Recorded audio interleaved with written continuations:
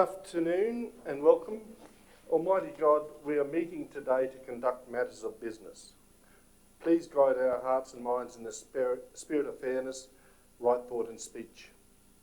Impart your supreme wisdom upon our activities so that our affairs may reach a successful conclusion. Thank you for being our source of guidance today to the advancement and true welfare of our people and of Australia. Amen. We acknowledge the traditional custodians of this land and pay our respects to elders, past and present. The Armidale Regional community pays tribute to their love of land, love of people, and love of culture.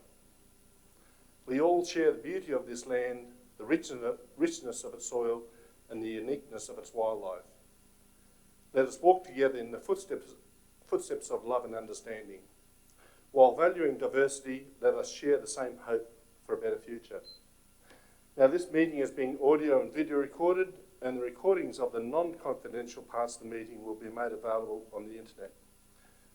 No other persons are permitted to record the meeting unless specifically authorised by council to do so. Now, for the people having a say, all speakers request to ensure their comments are relevant to the particular agenda item. The chairperson may withdraw the privilege to speak where a speaker makes personal remarks or criticisms or use abusive or inappropriate language.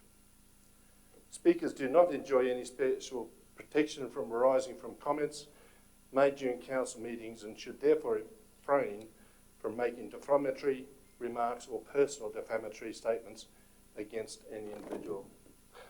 Can councillors please and guests please turn off phones or put them on silent, please? Thank you.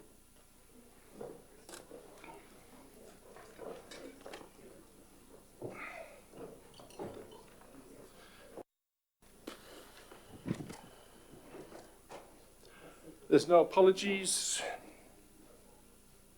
Are there any declaration or disclosure of interest? Now, we have one person that's registered for Have Your Say. That's Robbie Pashmore. So, Robbie, please come to the lectern. You have 5 minutes, please, and I'll give you a minute warning towards the end. Not. It's on. Excellent. Okay. Excellent. Thank you. Thank you, Councillor O'Brien, for asking me to support the motion. For those who don't know me, I'm Robbie Passmore, I'm the manager at the Armidale Neighbourhood Centre.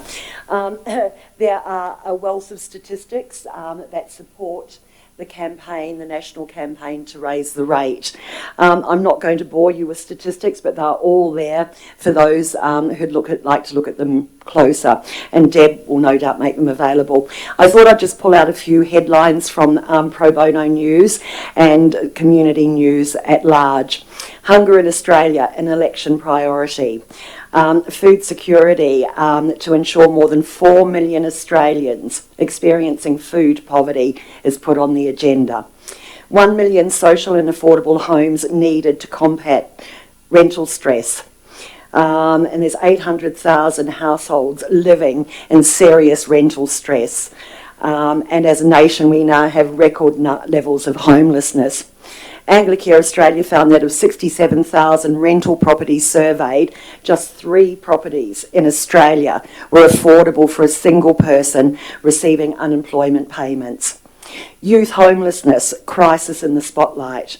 11,000 young people across Australia remained homeless even after seeking help from services. New analysis of homelessness data reveals. Drugs and alcohol a coping mechanism for bullied teens. Again, there's many of these, and of course Armidale is a microcosm of the state of our nation.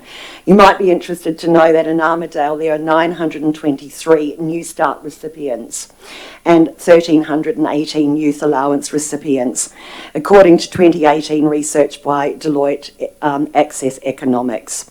There are 2 regions in New South Wales, Coffs Harbour and New England, that appear in the worst 20 places for youth unemployment, according to ABS data that's been analysed by the Brotherhood of St Lawrence. And again, I was going to look at a number of case studies, but I can talk about 3 that came in today. There needs to be an increase to both youth allowance and New Start of $150 a fortnight to bring the recipients up to the poverty line. And of course, that applies to those stats that I just spoke to you earlier about. Today, our volunteers saw 4 people with very high electricity bills, and complex advocacy was required for them and their children. We had 2 walk in today with no appointments. One, a young man raising his 3-year-old son who was disconnected yesterday. We have a long weekend coming up. And another who had received disconnection notice, and she has 5 children. We also, I also worked on a case plan with Vinnie's Men's at Risk Homelessness for a man whose lease has been terminated. He has severe post-traumatic stress to the degree that no other service will work with him. However, we've managed to be able to remain connected but need to support him. He's homeless. He will be living in a car with 2 cats. Those cats are his lifeline. Without them, his will to live is severely impacted. Again, at 2:45 before we closed our doors, Fax Housing phoned us around a man who had a choice of either paying his rent or paying for food. He is a father of 3 teenage children. His circumstances changed. As a result, Centrelink has changed his payment plan, so he gets nothing for 2 weeks while he transitions. He is an absolute crisis. We supported him with food. We linked him with Lifeline. He's coming in for electricity assistance on Monday. So that was at 2:45. So again, neighbourhood centres see what poverty and dysfunction, generational and again situational poverty happen, or how that affects our community. And within my 1 minute, I'm just going to say moral courage and personal integrity is required to speak up about issues we feel need to be addressed. Something ANC undertakes on a regular basis, as many of the councillors will know. As the heart and voice of their communities, neighbourhood centres are well positioned to provide anecdotal information around the well-being of their communities at large, and as such, I and my team and my management committee urge the councillors to vote in favour of Deborah O'Brien's motion. Thank you. Thanks, Robbie. Okay, moving along to confirmation minutes from the Ordinary Council meeting 27th of March. Can I have a mover? Councillor Witters, Councillor Murat, all those in... are there any corrections or... Nope, I'll put that to vote. Those in favour? Carried. There's no mayoral minute. So moving on to items 8.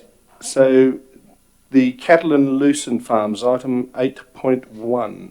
Can I have a mover for that, please? Councillor Gilletley, Councillor Murat. Councillor Gilletley?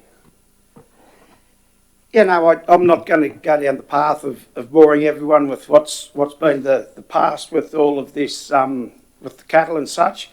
But I just think we've got to have a look at it and see if there's other ways of handling this. I think it's, I can't see how it couldn't be a good enterprise for any private enterprise to lease office or buy office. I think there'd be a lot of farmers that had the same backyard as what we've got here with the water facility, the way we've got it, etc. So I just think it needs to be looked into. It obviously, it's been going for a fair while. It's been said that 20 years the update wasn't done on any protocols or anything. So I think now might be the good time to have a good look at it.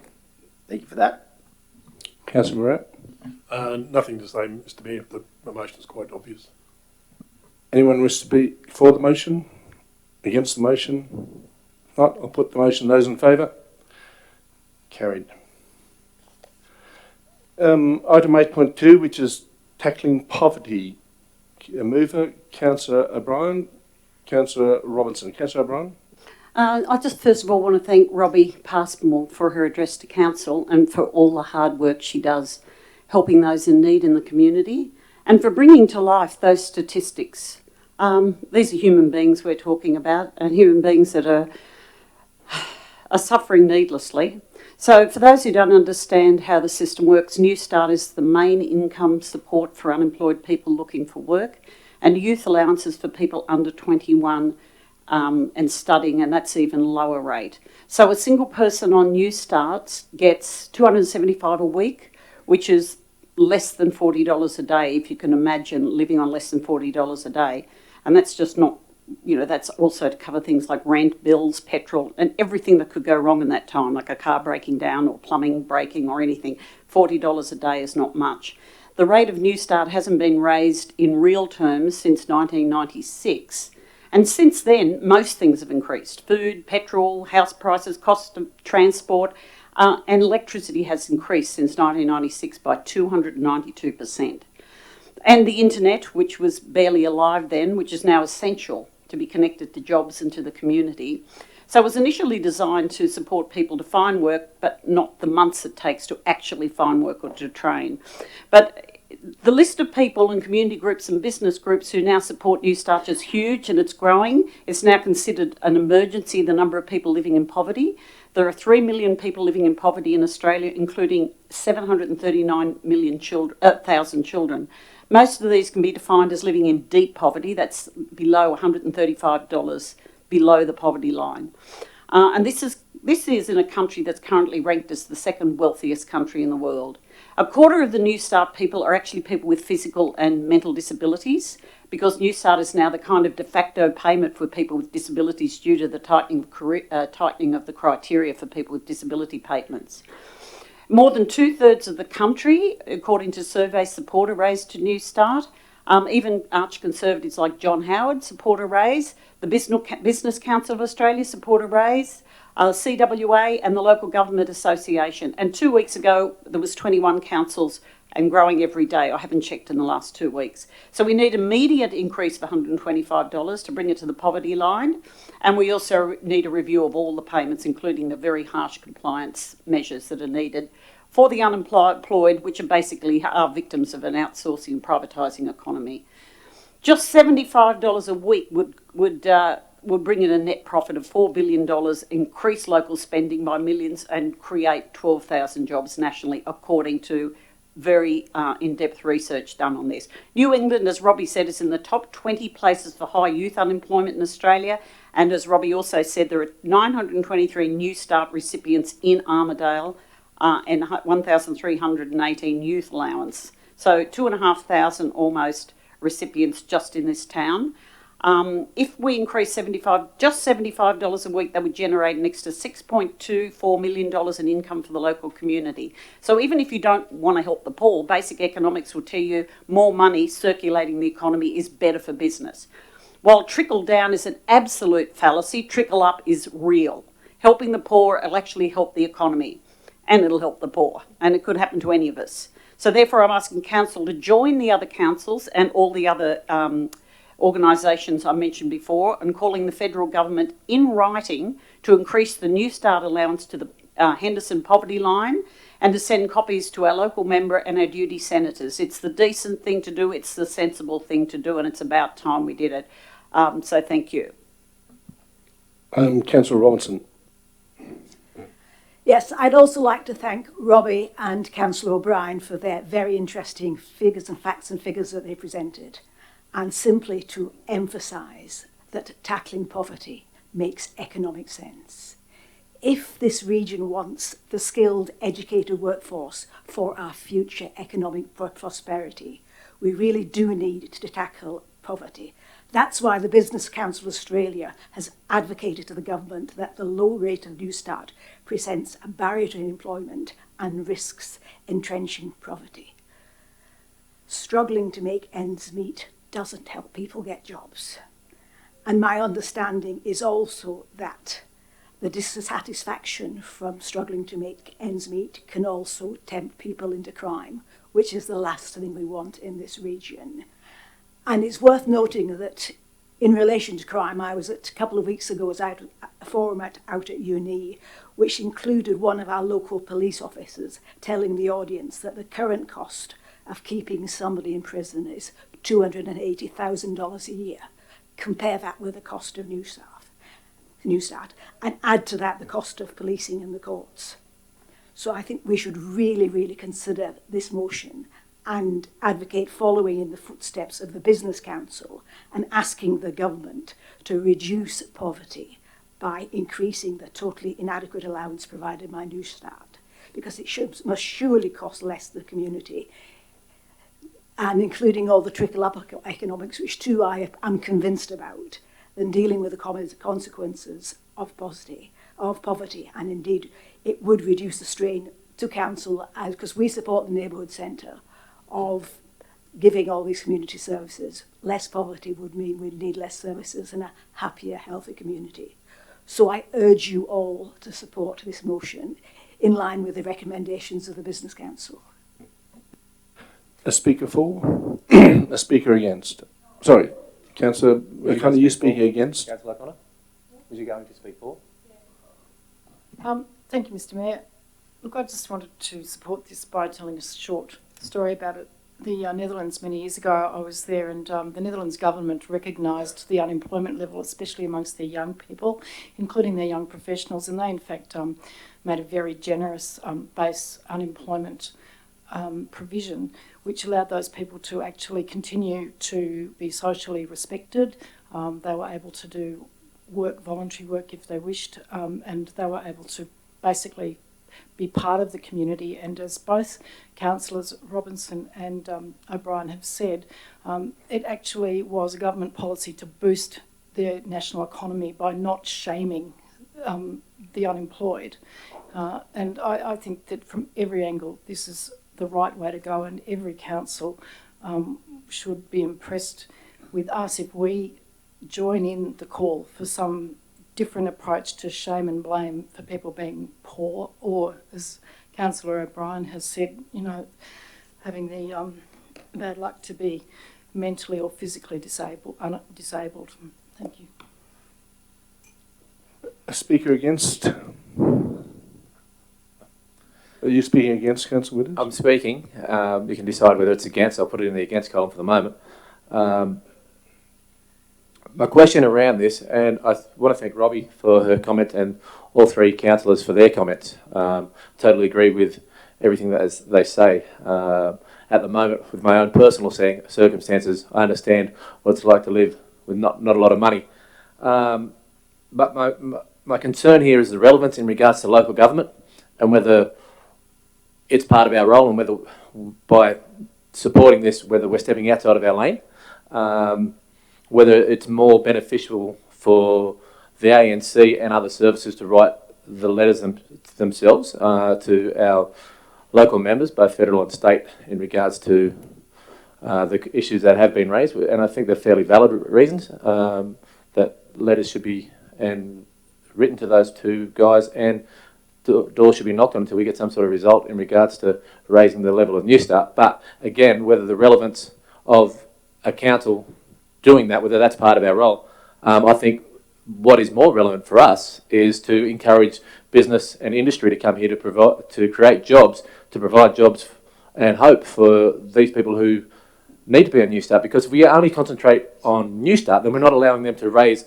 themselves higher and aim for and have higher aspirations, which is something I spoke about at the Meet the Candidates forum at the bowling club, about encouraging the community to better themselves and raise their own expectations. And a rising tide lifts all ships. So if we can if we as a council can create better jobs and better industries and better opportunities for these people that we're advocating for, then I think that's more relevant to our role than what's been in this motion. Even though I support everything that the motion's about, I don't know whether it's part of our role. Speaker for, you've got a right to reply, Councillor O'Brien. No. So, Speaker for, Councillor Gray. I'm probably a little bit like Councillor Withers in that I support this motion in principle particularly, having supported the CEO Sleep Out for a few years and growing up in this environment as well, I fully understand the principles behind this. Where I'm uncertain is that I think this problem goes far deeper than just the New Start allowance. The problem of poverty and homelessness exceeds far beyond whether it is just an increase in New Start. I think it requires a far broader investigation and inquiry into how, from a federal level to a local level, we can support people to rise out of the poverty and homeless that's existing in our communities today. A speaker against. For. No, I was next. So, but Councillor Gray was speaking sort of for the motion. But, so, Councillor Bailey? You're a for or against? But I'm after against. So, Councillor Bailey. Mr. Mayor, I'm just, I suppose, I don't doubt the need, but I find it extraordinary that it's raised during a federal election. If this issue has been so pressing for the last 18 months, why does it only come to the surface now? We've got a federal election. That's the first point. Does this mean that next time we have a major issue concerning state or federal government that will, as Councillor Witter said, go out of our lane and start telling federal and state government how to dictate policy? I think we have enough challenges in our own right here to deal with without trying to be involved in policy development outside of local government. That's why you have state, that's why you have federal members, that's why you have all sorts of people. And it is a massive problem. I mean, I can remember one Prime Minister, Bob Hawke, who said no child will live in poverty by, when was it, 2000, I think he said. And that hasn't happened. It's a massive problem. But I just don't believe it's a role or responsibility of local government. And I think the timing is appalling that we're in the middle of a federal election and we've got a lot of pressing issues, and I don't think it's appropriate that we should be, I won't be voting for it. Speaker for, Councillor Tyler, you're speaking for. Thank you, Mr. Mayor. I say, Councillor Bailey, what better time than to advocate a very, very pressing, serious issue than at an election time when you can gain the ear of not just the major parties but of all parties. Going to Councillor Witter's point, we were legitimately elected as the 11 representatives of the people of Armidale Regional Council. We have a representational role which I don't think some of us understand. Representation is about making the case for all manner of people on all manner of issues. This particular matter, as Robbie has so plainly pointed out, is of dire consequence. I listened the other day in the Community Wellbeing Committee to an Indian lady who told that committee how she was organising food for youth at the university who couldn't afford to eat. It's that basic, it's that simple. We have to stand to our full height as the legitimate elected representatives of this community and advocate where that's needed. And we shouldn't equivocate about that. Thank you. A speaker against? Okay, Councillor O'Brien, your right to reply. It's not out of our lane. In fact, the Australian Local Government Association has implored us to advocate on this issue. And the reason why is that as a local government, we are witnesses to what's on the ground, much more so than the state and federal governments. We see it. You've just heard Robbie talk about only what's happening today. We're witnesses to this. So if they've asked us to advocate, it's hardly out of our lane. And all we're asking is it's a very easy thing for us to do, is to say, yes, we as a local government support the idea of bringing people out of poverty. And bringing people out of poverty doesn't have to be a one-way thing. It doesn't have to be a one either-or thing. We can increase opportunities for people. We can ensure that they have job opportunities and training opportunities at the same time as we know from countless research that those who are living in poverty, in itself, poverty is an obstacle to finding work. It's an obstacle to being part of the community. It's such a simple thing for us to do, is to support lifting people out of poverty. We don't have to do anything more at this stage than to just advocate and say, yes, we support that idea. It's so easy, it's so simple. I can't understand why anyone would say no to this. And by the way, when we represent our community, we don't just represent, the business people in our community, which people would think nothing of allowing or creating opportunities for business people. We'd think of nothing for creating opportunities for farmers. But they're not the only people in our community. There is a huge percentage of our community that have been left behind by changes in the economy over the last 10, 20 years, and they are our community. They are the people we are representing as well. They are not outside our purvey. They are the people certainly the people I'm representing, and certainly the people that elected me, and I don't understand why these people are not part of our responsibility or seen part of our responsibility. When we're talking about the number of people in this town who can't eat and don't have a bed for the night, and we as a council can do a simple thing like put up our hand and say enough's enough, people can't live like this. We don't have to go out of our way much. We have to put up our hand. I cannot see the problem. So I implore people to think more carefully about the people who are suffering in this town and who you're representing. You're not just representing business, you're representing everyone. Thank you. Councillors, I'll put that to the vote. Those in favour of the motion? Those against? Motion carried. 8.3, which is motion there. You can read it all. A mover, please. Councillor Robinson.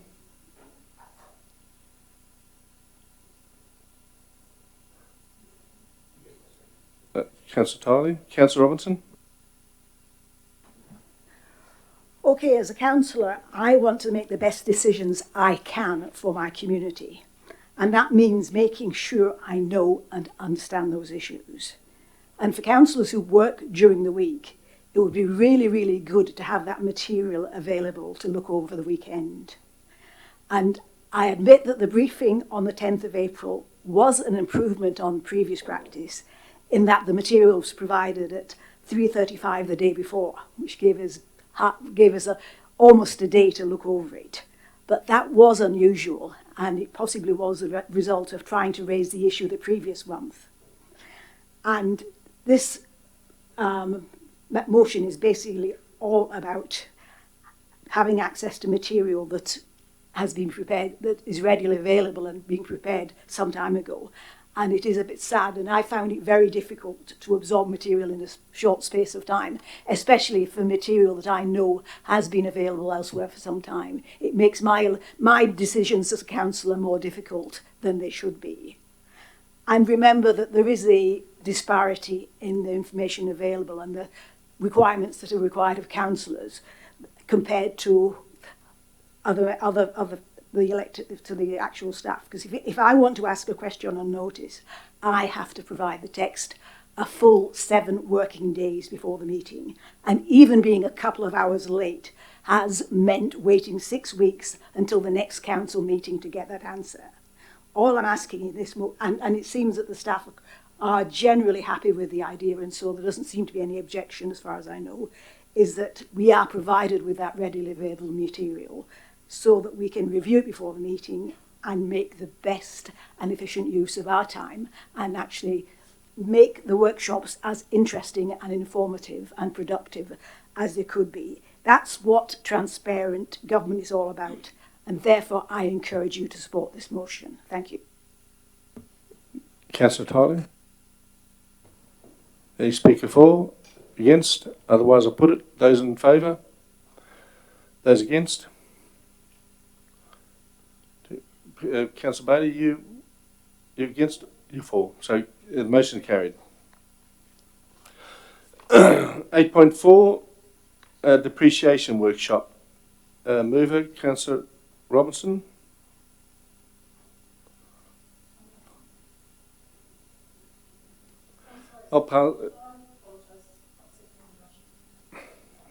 Councillor Robinson.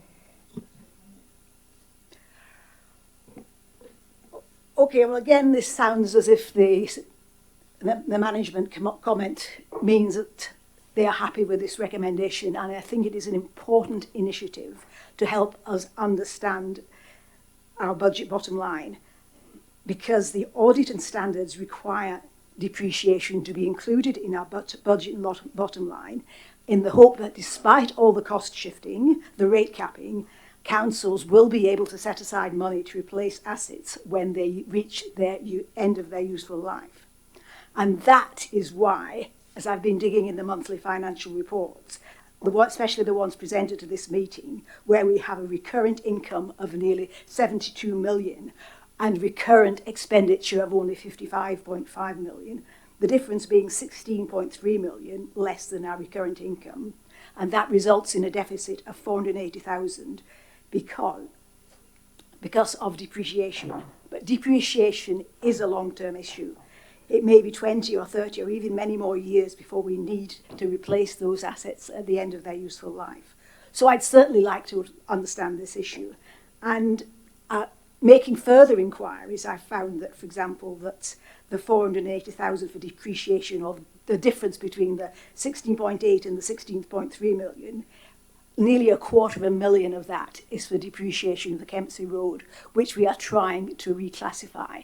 And if it is reclassified, as promised by the state government, then the state government will be responsible for all future maintenance and all future replacements.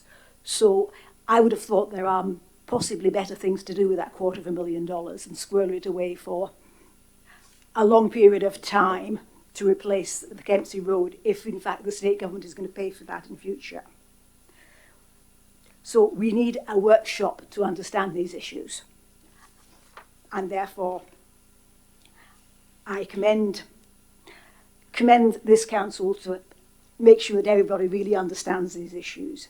And remember that also there are lots of other issues in keeping our budget bottom line in the black over the long term, like, for example, the 1 billion to fix country roads, which apparently, according to the promises from the politicians, which have been agreed to, will bring all our roads, our regional roads, up to the standard of satisfactory, where only routine maintenance will be required. So things should improve in the future, and I think we have to remember that we want to be a responsible council, but we also want to make sure we don't rob Peter to pay Paul and skimp on important issues like important community services now just to pay for assets that we may not have to pay for in the future.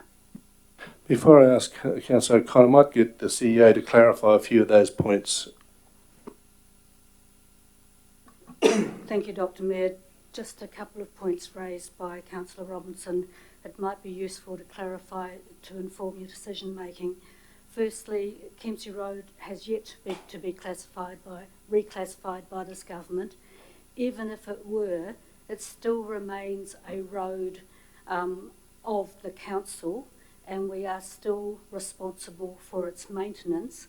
Being reclassified a regional road simply means that the council gets access to funding which it might not otherwise get access to. There is no guarantee of receiving that funding, and certainly the council remains responsible for the maintenance of that road.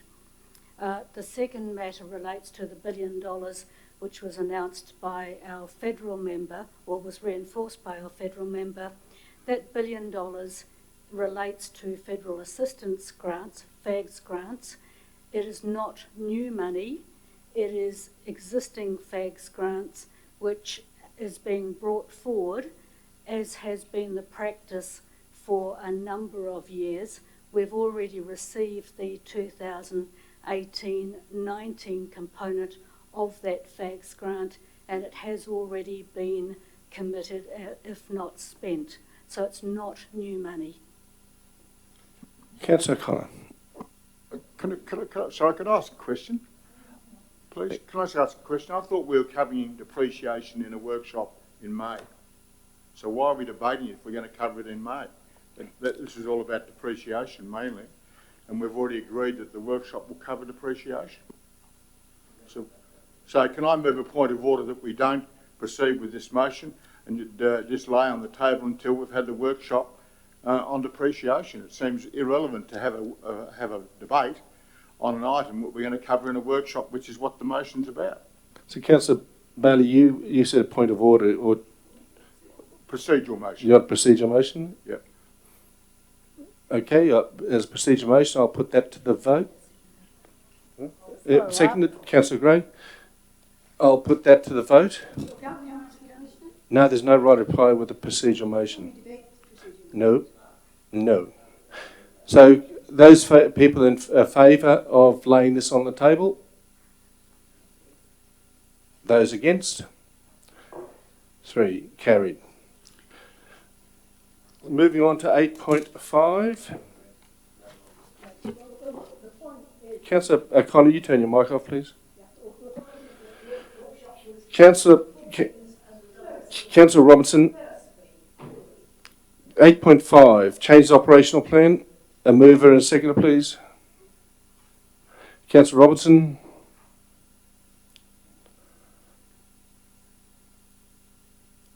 No, no seconder. So Hang on, I haven't put my hand up, Mr. Mayor. who's a second? Councillor O'Connor. Councillor Robinson. Yeah. Well, before I was elected, this was the way I understood all councils work. We have a strategic plan, a delivery plan, and an operational plan. And it's only common sense that when changes are made to one plan that materially affect the others, they should all be considered together. And I would hope that every single councillor in this room believes that should be the case. I mean, the problem is it hasn't happened in the past. And there are examples where relevant information about not meeting delivery plan goals hasn't been provided to councillors or affected committees. And yes, I'm extremely pleased that by the management comment that this will improve in the future, and I really, really hope it will. But like the issue of the depreciation workshop, which wasn't going to happen until that motion was put on the table, and maybe it is worth having a procedural motion now that management's agreed to it. The fact is it wasn't agreed to, and it had to go to before council simply because it wasn't going to happen until that motion went to council. So if this is the only way we can get information, this is the only way we can get our input and act and fulfill our role as councillors. This is what we have to do. It's our job as councillors to make decisions based on all relevant information. And the best way to do that is pass a formal resolution that in future we do what is expected of us, that we consider operational plans, we consider delivery plans and consider strategic plans. So I hope you'll all agree this is the way council should work. And I hope this is the way this council will work in the future. Thank you. Can I? Again, before we go any further, I just asked our CEO to provide some of the comments, correction to some of those comments. Councillor Robinson is quite correct. The review of the delivery plan and the operational plan should happen as part of the integrated planning that is required of all councils by the New South Wales Government. It's not correct to say that the management comment was occasioned by this notice of motion. It was always intended, and in fact part of the integrated planning cycle, that the delivery plan and operation plan are considered as part of the resourcing, i.e. budgeting cycle, which, as we say, is coming before the council at its extraordinary meeting in May. Councillor Gray, you want to... Dr. Mayor, I'd like to put a procedural motion forward to just take this straight to the vote. This motion has, it's redundant because we're already doing it. It gets reported to us on a quarterly basis. So if somebody would like to second that. Councillor Martin, second. I'll put that to the motion as it is to the vote. Those in favour? A procedure motion is to basically put it out there to vote on the motion as it is. 8.5, yes. Nope, the procedure motion's been put. So those who support the motion, raise your hands. No, the procedure. the procedure motion is to move it to vote on it. We're voting on the motion as it sits. So, on the motion, all we've done is the procedural motion is to vote on it. We're voting on what's up on the screen. So those people in favour of the motion as...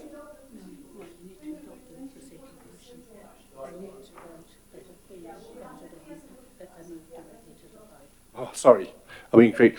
We need to decide, vote whether we move to adopt the procedure motion that we put those people in favour of the procedure motion.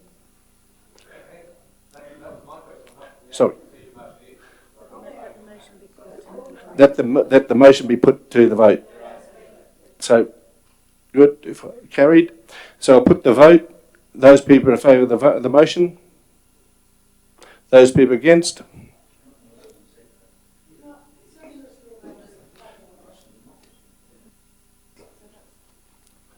Did you get that? That was carried. So can I have a vote again, because people missed the vote? Can you raise your hands, those people against that motion, please, again?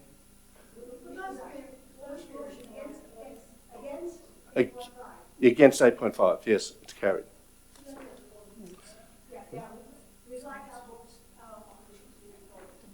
Yes, okay.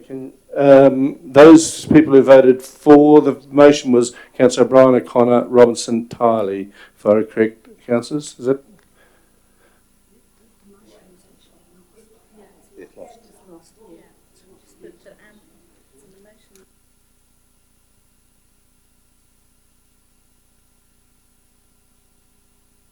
So, Councillor 8.6, which is the airport competitive dialogue. A mover and a second, please. Councillor O'Connor. Councillor Robinson, Councillor O'Connor.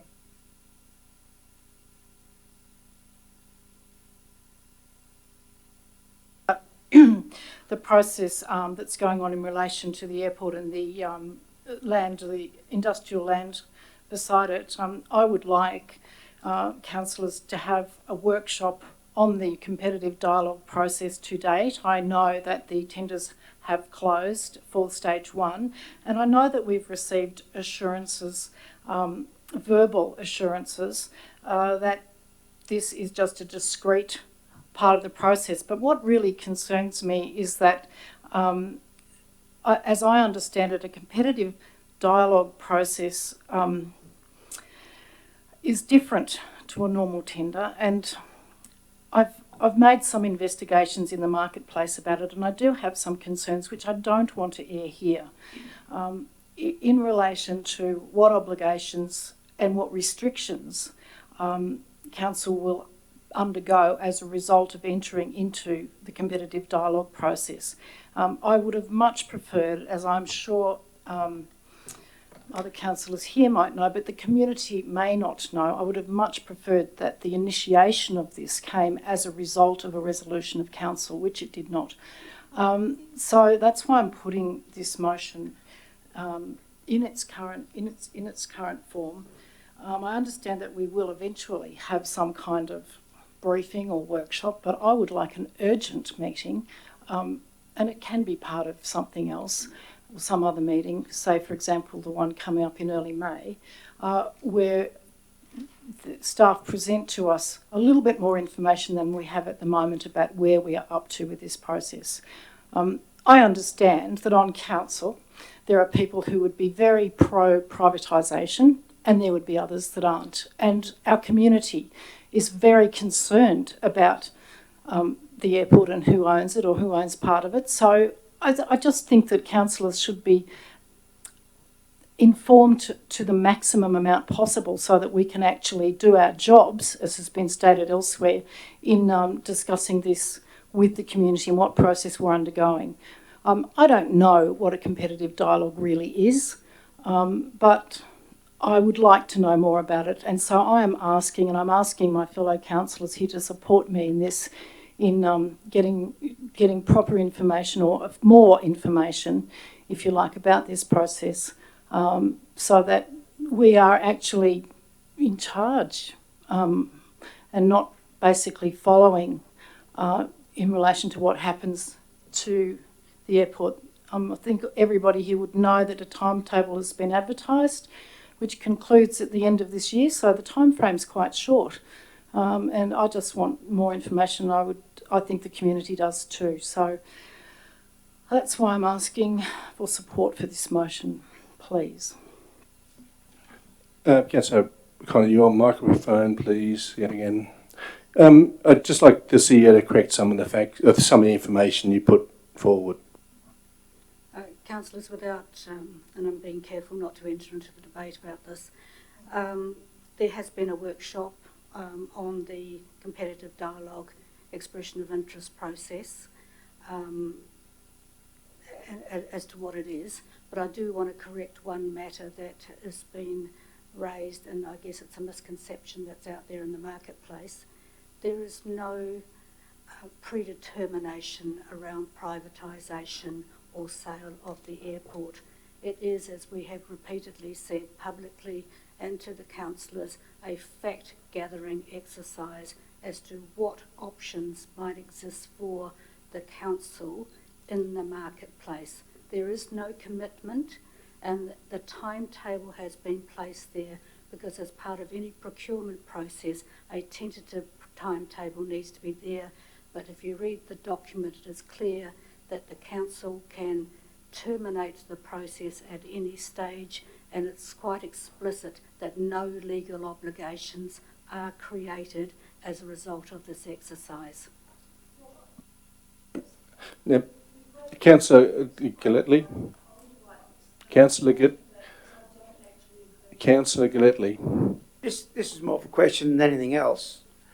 I think there's two different separate parts to this. We're looking at the airport and industrial land. The industrial land hasn't come up for any expressions of interest to be sold. We are selling that to whoever's interested in buying individual lots. So it's wrong in for a start. The industrial land doesn't, it's in a completely different category to what the airport is, I believe.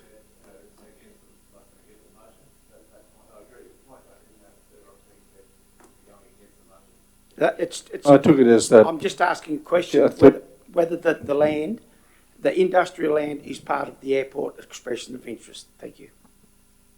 CEO? It could be, and one of the fact gathering that we're doing is what appetite there might be in the marketplace for either the airport, the industrial land, and or the industrial land.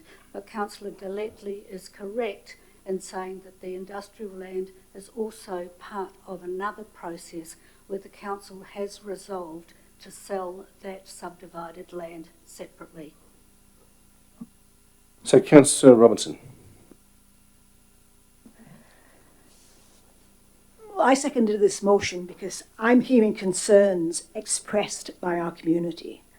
And if our community is concerned, then we as councillors should be concerned. So we really need to get all the facts and understand the issues to make sure that we make, as elected councillors, the best possible decisions.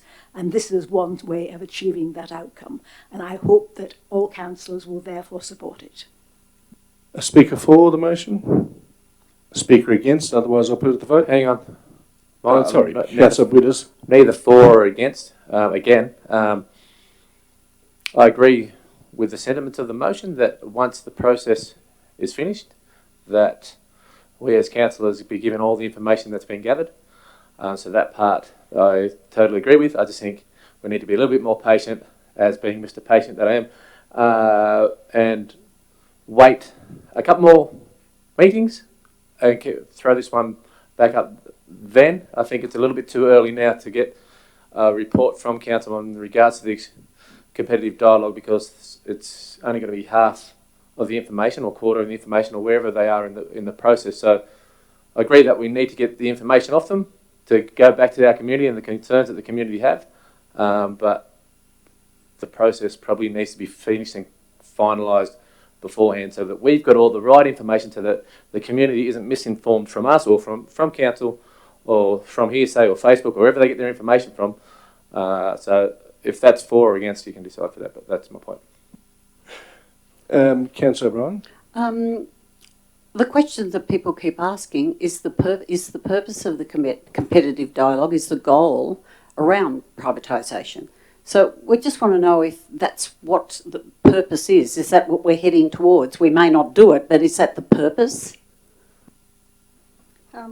Through you, Dr. Mayor, the answer to that is no. It's a fact the purpose of the expression of interest competitive dialogue is to look at what options exist in the marketplace, and the council can make its decision as to what it wishes to do. A speaker against? Councillor Bailey? Mr Mayor is probably the person that started this process off when I went to a conference in Parks. I think we need to be fully informed. We agree, we've gone to an EOI process. I assume there are people or organisations that have come back to us with an expression of interest, and it's up to the council staff and experts to make an opinion about what they see are the best of the proposals and then going forward. There's no point in going to the community when we don't even know what the proposals are. There might be a proposal to do all sorts of things, but let's wait and see what the EOI process does. We know we've got a huge capital vote that we've got to find to make the airport the jewel in our crown. We've got to find more money for tarmacs, we've got to find more money for runways, we've got to find more money to maybe go to stage 2 and stage 3 in the business park. Maybe we've got to find money for residential parks across the other side that other communities are doing, so that it does become an asset of the city. But it's a situation, what we're doing is we're saying, we've launched the process, now we want to know, before it's all recommendations that come back to us, we're going to get informed on it, then we're going to go and talk to the community. You can't talk to the community unless you've got some ideas and proposals on the directions that we think are appropriate. The ultimate democracy is these 11 people around the room. We can decide precisely what we want to do. And it's up to us to have faith in the staff and the process to come back to us with a report. We can look at the analysis and then make a decision on what direction we want to head.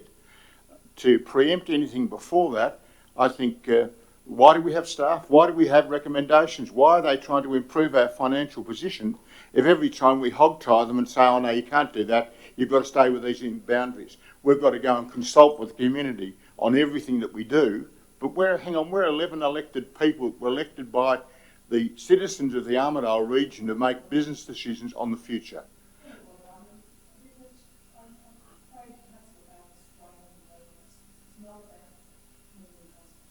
Well, you said it was about community consultation. You did. You went in and said about community consultation and the need to find out what's going on so that you can talk to the community. We can't talk to the community. But I still have a problem because it says in there for the sale of the airport. Nobody's talked about the sale of the airport. It is an EOI process to talk about the options for the future of the airport. And that's the important thing to understand. We are looking at future options for our airport. And as I have said previously, we're not Robinson Crusoe. There is probably 35 airports that are privately owned or semi-privately owned in Australia. Cairns, Mackay, Gold Coast, Emerald, Longreach, but there's also a stack that aren't privately owned. So there are options. Let's leave the process in place at the moment, and then we can make a decision in the future. A speaker for? If not, I'll put the right reply. Councillor O'Connor. Thank you, Mr Mayor, and thank you, Councillor Bailey, for your long exposition on how good it would be to privatise the airport and why we should do it, which I think really demonstrates the point that we do need to be in discussion amongst ourselves about the process. One of the things that does concern me is that, as I understand this process, if there is a determination by council to move forward with this process, there will be a limit as to the market that can go forward with the process, and that will be those who've responded in the initial round to the competitive dialogue, initial expression of interest. So I want to know more about that, and I think that if we're doing our job properly, this is our major asset, and yes, I do have a personal concern about it because it was a matter that we struggled long and hard for in the previous council, of which I was an elected member. So, I really am asking that we not restrict ourselves. I don't know what the problem is with this council, it seems to not want to know things. But I mean, I still have an interest in what we're doing, especially in relation to this process, which by her own admission, the CEO has described as somewhat unusual. So I don't think it's unreasonable. I think it's reasonable. I think the community expects us to, you know, stay on the ball on this matter because it is so important to everybody. I don't think I'm required to necessarily accept every statement that's made in this room. I think I'm entitled to question them, and I think that is best done in a private, in a workshop that's not public at this stage, because it does involve some commercial in confidence matters. So I'm asking for it, and I'm asking for support from my colleagues here, that we are fully informed as we go along. I don't think it's not a matter of distrust or anything like that. It's basically just trying to be part of the process and support our staff as we go forward with this. Right, Councillor O'Connor, your microphone again, please. Just to clarify for all councillors, the comment in there for sale of the airport is totally incorrect. So please keep that in mind, that the airport is not being sold. So, Councillor Tarling, so can I have the vote of those in favour of the motion as is? Those against? Motion lost. Mayor, would you please record those, the vote again?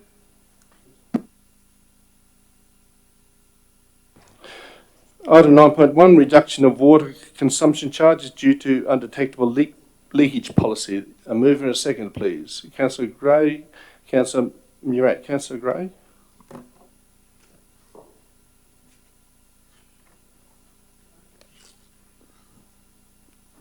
Thank you for switching off your mic there, Councillor O'Connor. Much appreciated.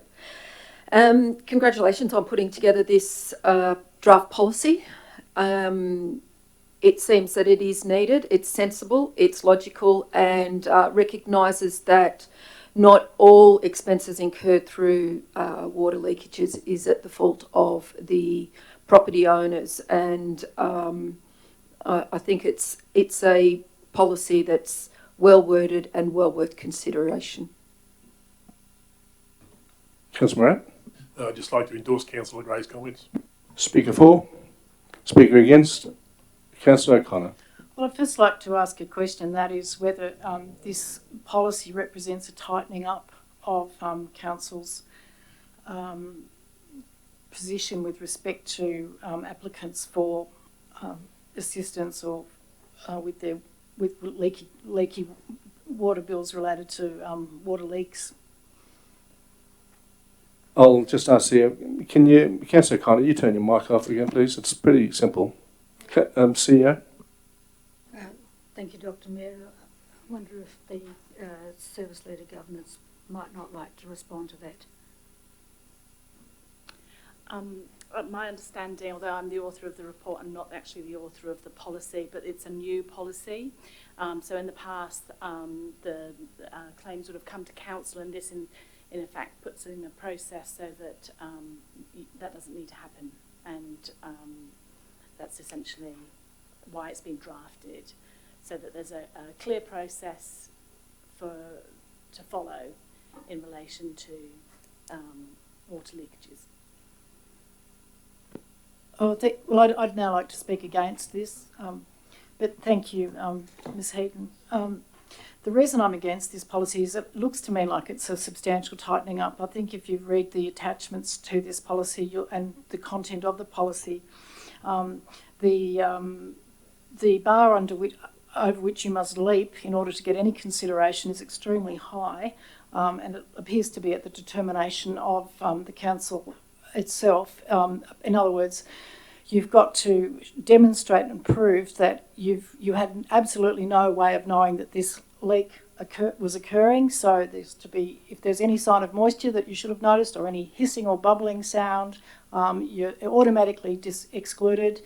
And even if you are able to leap over that very high bar, you then have to pay an extra $200 over and above your averaged last 12 months daily usage in order to get any consideration for reduction. And there's also a limit of the amount of the reduction, which is $3,000. So I'll be voting against it because I don't think it gives enough discretion. It's a very tough policy actually for people who, you know, through no fault of their own, you know, have a undetectable leak. Now I'm probably more experienced in these than some of the other people in this room because it was a pretty common occurrence in Armidale, especially when the weather changes, when you get a sudden dry. And I remember asking our previous senior engineer about why there were so many problems with leaks. And the answer then was simply this, that the ground actually moves, or it tightens up and relaxes because of the soil type that we have here. And a lot of houses in Armidale are old, and they have old pipes. And it's very, very hard for people to really be on top of this all the time, and so there are some accidental leaks. And at that stage, and in that old council, there was a fairly understanding attitude taken. It was basically a compromise along the lines of this policy, but not nearly so harsh, if I might say. And also, there was no necessary limit, and there was also no $200 sort of automatic surcharge on the innocent party. So I just think it's a bit harsh in all the circumstances, because when this happens, it can be, you know, extremely expensive, really through nobody's fault. Councillor Witters? I'm assuming that we're at the fall for the motion, so this time I am speaking for and not sitting on the fence. Just having a read of it, that it will be on public exhibition for 28 days, and then hopefully with some of the concerns that Councillor O'Connor has raised, if there's other people who are along the same lines, they submit their concerns in regards to that, and then in 28 days or at the next meeting, whenever it comes back, we can have a look at those and then re-vote on the motion. So to get it out on display so that the public can have their say on this motion, I'm voting for it. My information is that they're already paying a $200 cost now, so this is really not a great change in it. So anyone wish to speak for the motion? Okay, Councillor. Can I ask a quick question here? It's I don't know whether it's applicable here really or not, but even ourselves with I know that the Stock Agents Association, we have trouble ourselves even finding a leak in the cattle yards or the old sheep yards at the sale yards. Is that correct? Is that still a standing problem for us? Can anyone answer that question? Just to put it in perspective of what we're looking at. Thank you, Councillor. You turn your mic off, please. CEO. Thank you, Dr. Mayor. I'm looking around the room as to who might have some information on that. No, I'm not getting nods. Councillor, if you're happy, we can take that question on notice.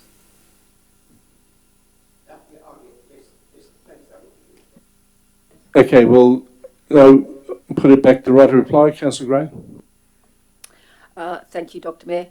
This policy, as Councillor Witter said, it's going on public exhibition for 28 days. There is ample opportunity for people to submit any concerns. I believe this policy streamlines the service that we can provide for the community.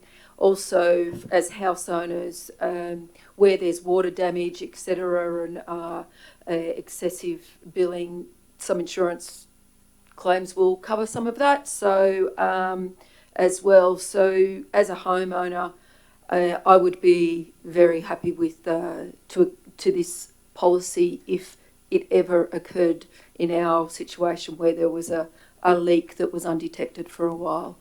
I would certainly be happy with this policy. So thank you very much. Okay, I'll put the vote. Those in favour of the policy? I'll put it on the motion. Thank you. Those against? Okay, motion is carried. Item 11.1, which is the pricing for the supply of water to Elm Street Gyre Tomato Farm. Mover, please, Councillor Bailey. Councillor Morat. Councillor Bailey.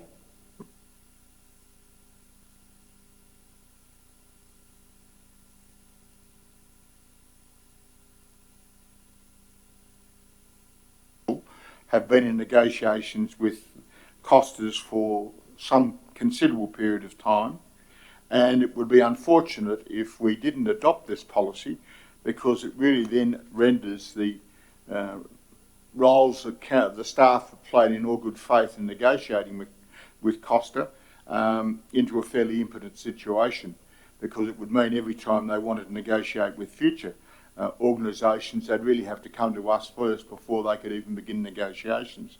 Secondly, I think it would be a very bad signal if we didn't back this proposal, because we are talking to other potential water users. We are all aware of the financial stress, the water stress that we are under at the moment, but we are confident, I'm sure, that that will only be short term, maybe 6-9 months, and hopefully then our dams will begin to fill back up again. But there are other businesses that are looking to set up here, and it would be unfortunate if we didn't stick to the original proposal, and that we didn't give them the opportunity to carry what was a potential heads of agreement forward. We've been in a situation where they're proposing to have an intensive horticultural tariff, and yes, there's going to be a need to put a credit on their account of between $102,000 and $120,000, but it is a credit. They're not going to ask for the money back, so it's not going to have a cash flow impact this year. And I think it's also important to understand that they are also looking to put in their own water treatment. So that's why they're proposing to take untreated water for the farm so they can begin that process. I don't think it's appropriate that we should try and second guess them.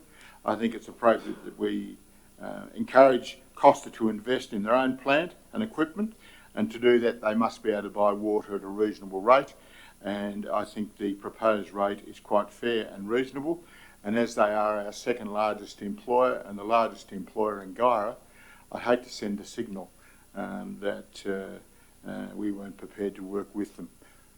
So I move support for the motion. Yeah. Councillor Robinson, you've got a question? I'd like to move an amendment. And the amendment, which I actually emailed to Jess, but not long ago, is that contingent on the Elm Street Tomato Farm switching to untreated water from the Malpas Dam pipeline, Council completes a heads of agreement with the Costa Group to provide a subsidy for the installation of water treatment equipment equal to the difference between the bulk water rate of $2.13 per kilolitre and the price paid by Costa since the 1st of July.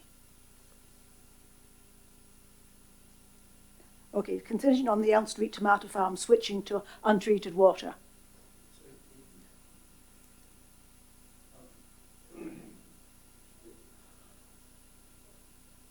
Councillor Robinson, Jess can't access her emails, so Yeah. we don't have it. So you may have to read that out, or bring it. Can you bring it up to Jess? And Yeah, okay. because it needs to be put up there for everyone to see.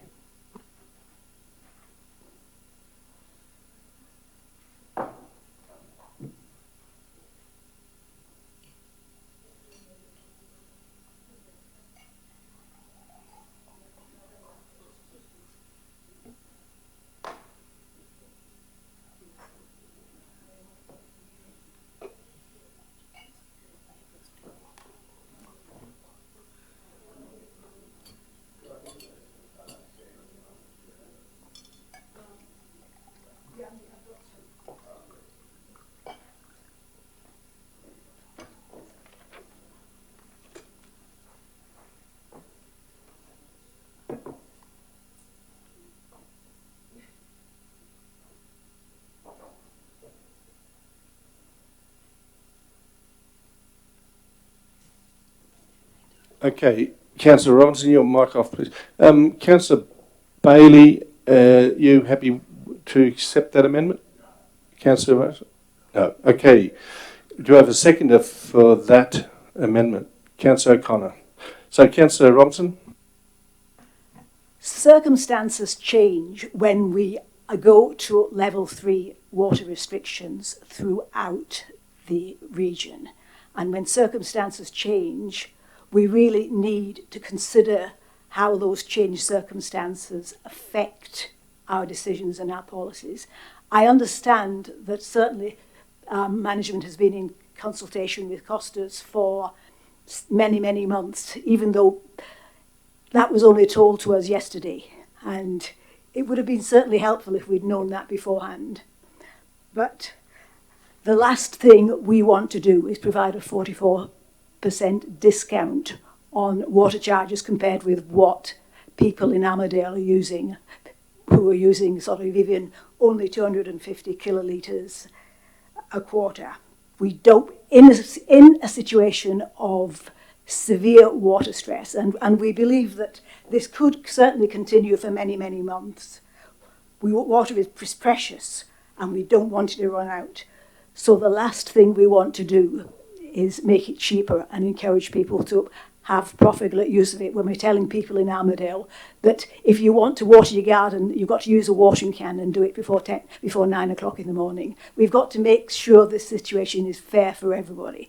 And the best way to do that is, because the whole point of this heads of whatever it is agreement is to encourage costers to use untreated water.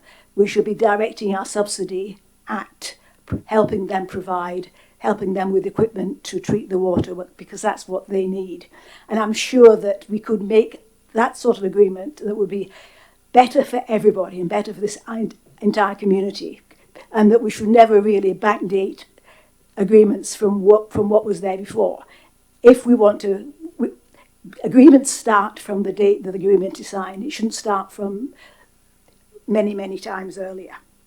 So it may be true that this is not going to have a big effect on the bottom line of our budget if costers is not going to get a refund, which again wasn't obvious from the motion itself, but I will take Councillor Bailey's word for that. But we have to assume that conserving water is now our first priority, and helping costers, as is stated in this report, helping costers actually access and encourage them to access this untreated water is our second priority. It's not necessarily that we want them to provide money for our treatment works or to help upgrade the Gyra treatment works. I mean, we've decided what we want, which is for them to use untreated water and from the pipelines. So this is the best outcome from our community. And by changing the motion in this way, I don't think it's going to affect costers or their employment, with prospects for employing people in the region, but it will affect other water users in this region. It will make it seem a lot fairer and more equitable for the whole community. And yes, I admit that negotiations do take time, but it's still true that we need to evolve as circumstances change. And I would just like to make one flippant comment that it was Barnaby's job to make sure his government didn't pay too much for water. And we all know what some people are saying about that. In the same way, it's our job to make sure that we don't waste water when we're on level 3 water restrictions. Otherwise, we'll face the same sort of criticism. We as councillors have to make these decisions, and the buck stops here. So I therefore hope you'll support this alternative motion, which will achieve a better result without any other impact on jobs or our community. Councillor O'Connor. Right. Thanks, sorry. Look, I discussed this with Councillor Robinson today, having been away prior to that. Look, I agree with Councillor Robinson. This is actually a better way to tie in compliance. As the motion presented by Councillor Bailey appears, there's no necessary requirement under those words for costers to actually go forward with their own treatment works. It's basically just a we haven't seen the heads of agreement, we don't know what it is, but as I read that, all that requires is that we give them a very sizable discount on almost the same day as we put Armadale under level 3 water restrictions, which is something that's never ever happened to Armadale residents. And to be honest, our water problems, yes, there's the drought, but Armidale's been resilient to that, and this water supply is a residential supply. And I think we're going to have a lot more discussion in this community about what happens when you try to use a residential supply for agricultural water. I want to flag that as a major issue in this community.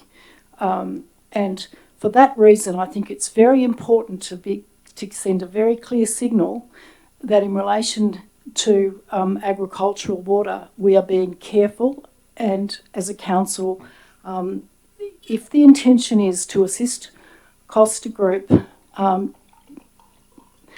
deliver their own or build their own water treatment so that they can, with this new pipeline, which they haven't paid for, the state government's paid for it, if they want to get a better system for them, and I support that, I support Costas, but I think we've got to pass a motion here that says loud and clear to the whole community that what we want is what's written on the page, and that is that, yes, we're willing to help, but that doesn't mean we're just going to give a massive discount. I have always said I do not believe in free water, and giving a massive backdated discount is free water as far as I'm concerned.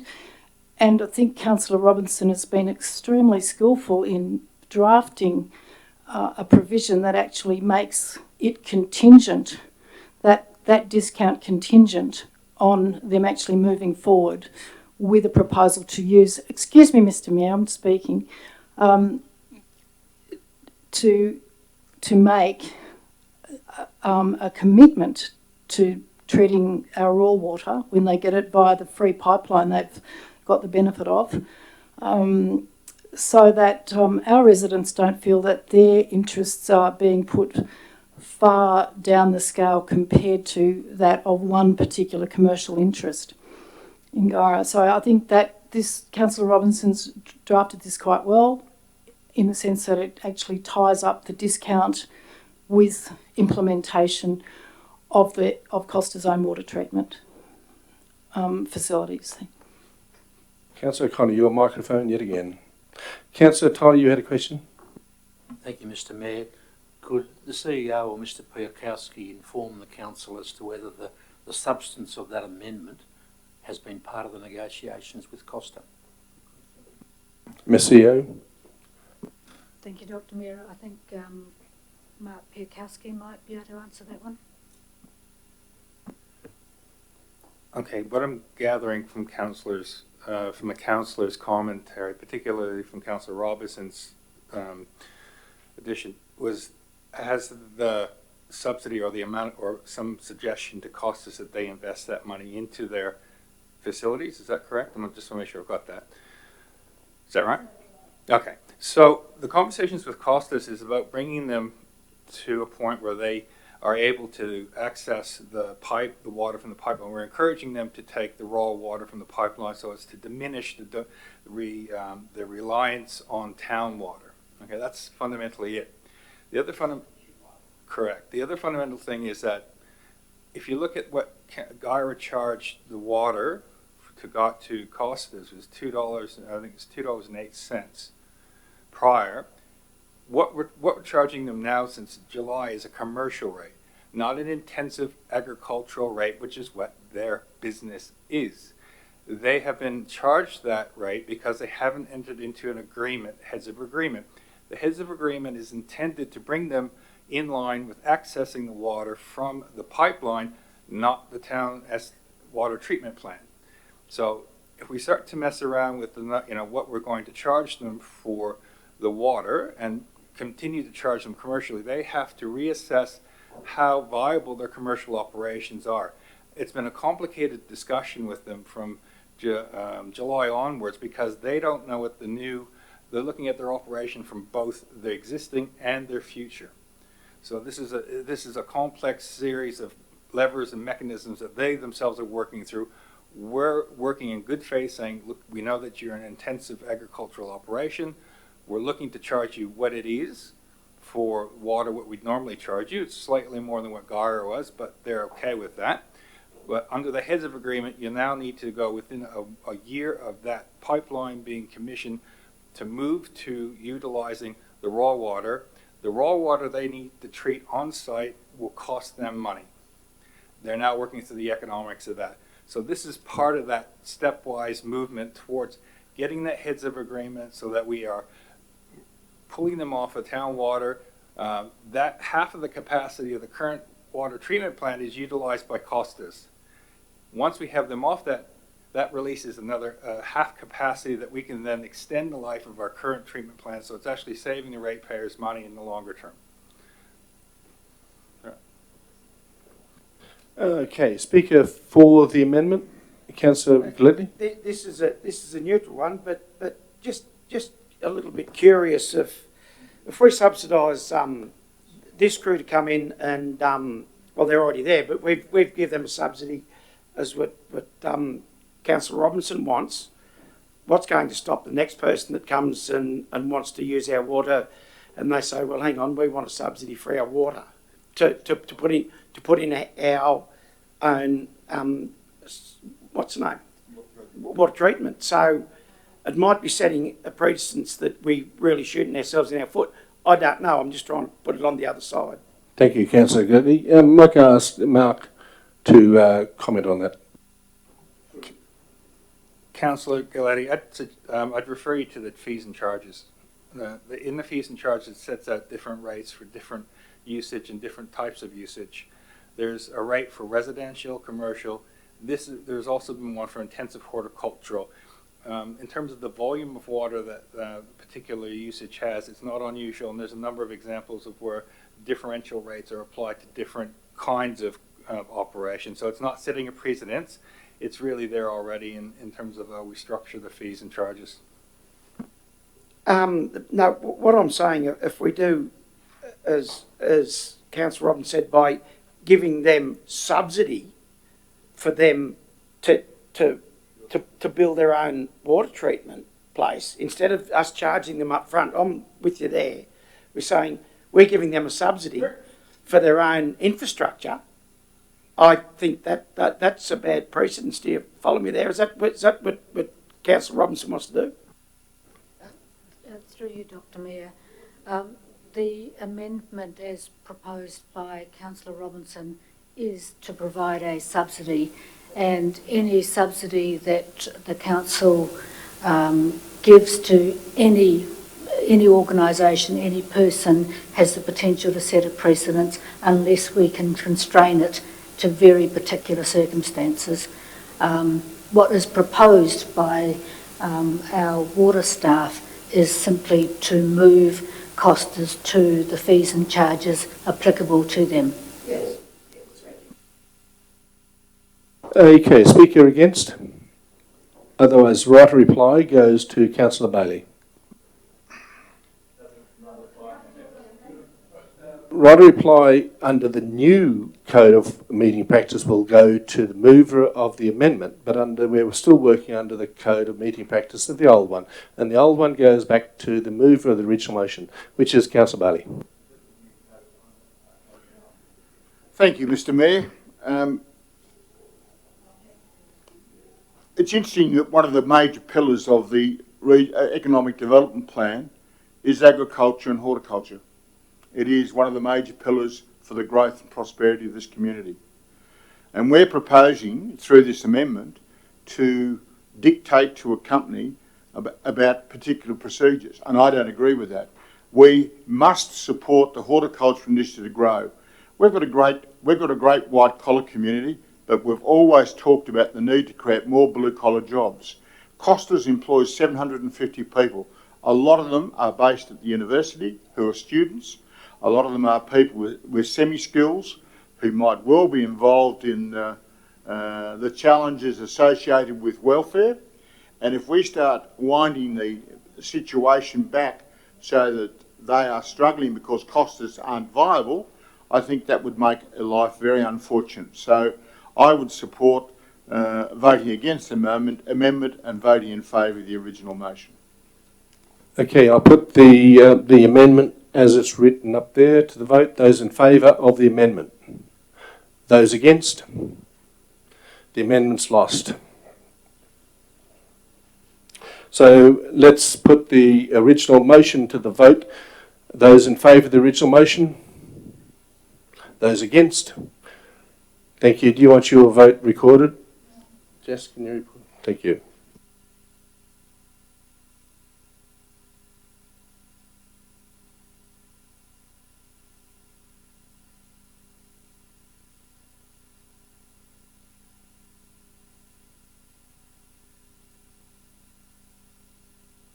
Councillors, with your indulgence, I'd like to, the next 4 items are for information. I'd like to treat them in globo unless someone wishes to pull some out. So if there's none to be pulled out, Councillor O'Connor.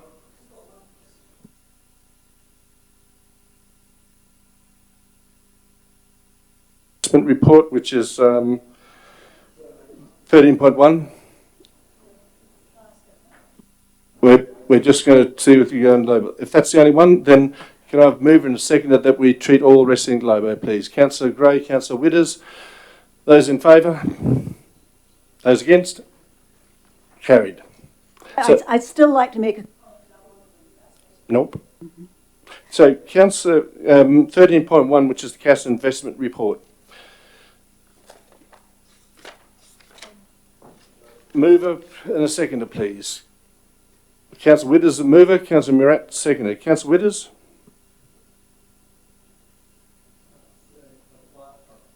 And just wait for the... Oh, there we go. No reserve, no right to reply. Councillor Murat? So, Speaker 4? Councillor O'Connor?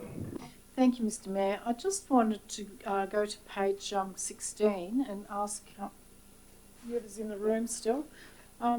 We've got high interest savings accounts variable.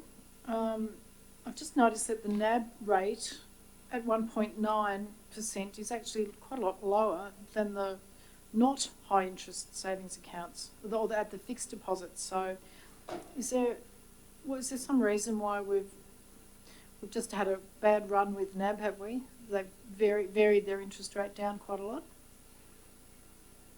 Thank you, Councillor O'Connor. I'll through you, CEO, can you respond to that question? Councillor O'Connor, your microphone, please. Thank you, Dr. Mayor. If our Service Leader Finance might like to answer that one.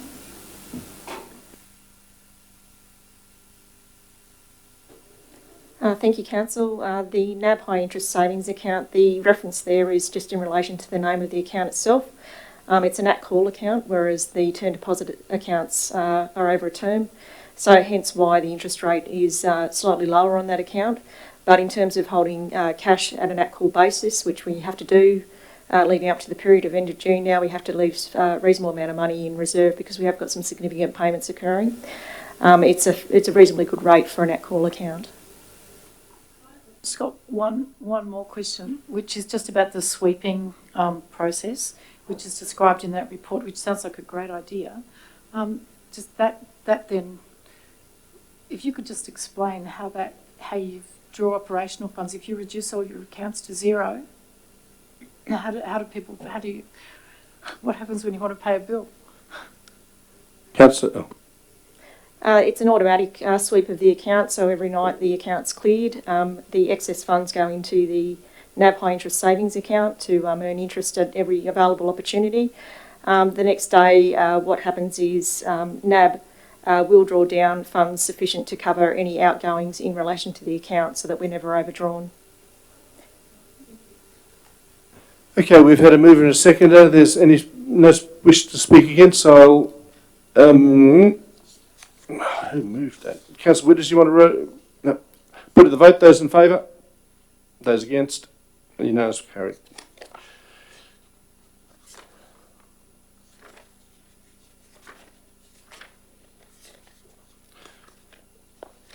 Moving on to 16.1, which is...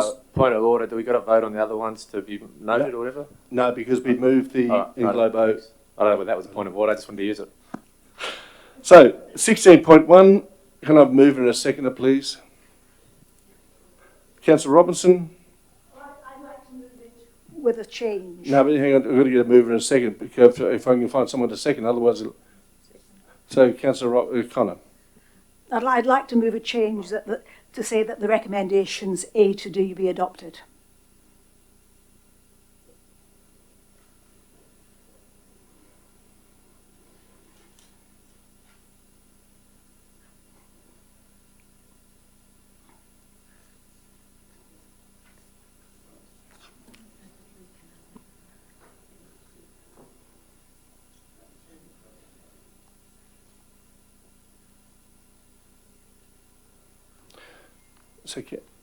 So, Councillor Tyler, you've got a question before we start? Thank you, Mr Mayor. Councillor Robinson, you're... Thank you, Mr Mayor. Do you or the CEO know when the Woodspoke Advisory Group will present their report or recommendations to Council? Thank you, Councillor Tyler. As far as I understand, it's next month. Is when they're due to finish. So, Councillor Robinson, you're... Well,